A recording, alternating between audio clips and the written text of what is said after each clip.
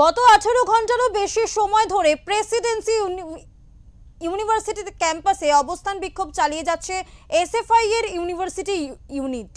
তাদের দুই দফা মূল দাবি, পরীক্ষার ফলাফল অবিলম্বে প্রকাশ করতে হবে এবং দ্রুত ভর্তি প্রক্রিয়া শুরু করতে হবে, পাশাপাশি পরীক্ষার ফর্ম প্রকাশ করতে হবে। সংগঠনের পক্ষ থেকে জানানো হয়েছে এই দাবিগুলি মেনে না নেওয়ায় পর্যন্ত তারা অবস্থান বিক্ষোভ চালিয়ে যাবে। শিক্ষার্থীদের ভবিষ্যৎ নিয়ে কর্তৃপক্ষের এই উদাসীনতা মেনে নেওয়া যায় না বলেই অভিযোগ তুলেছে তারা।